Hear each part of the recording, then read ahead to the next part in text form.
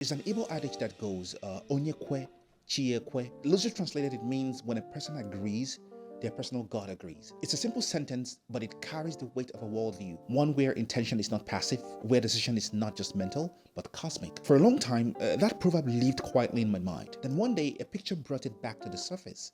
This picture is a photograph from 2013 of me standing beside Les Brown in New York City. The story behind this image is less about coincidence and more about what happens when resolve stops hesitating. Let me tell you that story. In late 2012, I was a fourth-year medical student in Ukraine, 7,000 miles away from Miami where Les Brown lived. And somewhere between anatomy textbooks and winter nights in Lugansk, a thought landed quietly in my head. What if I made a film about Les Brown? Not a clip, not a fan video, a short film. Now, I had no connections, I had no access, and I had no money.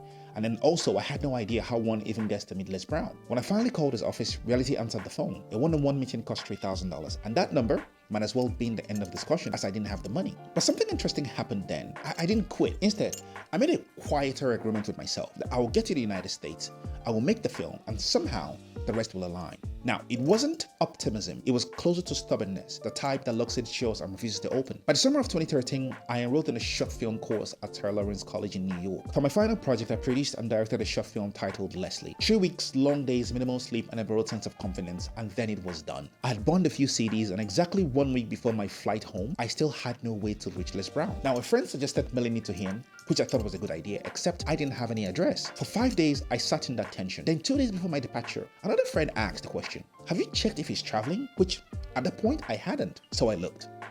And this is where the story tells. Not only was Les Brown in New York, he was in Queens, 3 blocks away from the hotel I was staying in. Same city, same week, same Saturday, but coincidentally, the same Saturday my flight was scheduled to leave, and there came one more obstacle. I had to change my flight. Now, changing my flight would cost $700, and I only had $200 at this point. I called the agency in Kiev I bought a ticket from, and they confirmed that was the price. End of story, right? Now, out of sheer impulse and maybe desperation, I called Delta directly. The woman on the phone asked me to hold on. 2 minutes passed. When she came back online, she simply said, "You're all set. No charge, no explanation." 30-something hours later, I was standing shoulder to shoulder with Les Brown, and that is how this picture got made. In that moment, the idea that once felt reckless suddenly made sense. Like a river that looks chaotic up close, but perfectly intentional from the air. Looking back, this wasn't about luck or magic or the universe bending rules. It was about agreement. The moment I stopped negotiating with doubt, the moment I said yes without needing guarantees, doors didn't fling open dramatically, they opened quietly and incrementally, like a trail appearing one step at a time in a thick fog. Paulo Coelho wrote in The Alchemist, when you want something, all the universe conspires in helping you to achieve it. But the Igbo had already said it better. Onye ekwe.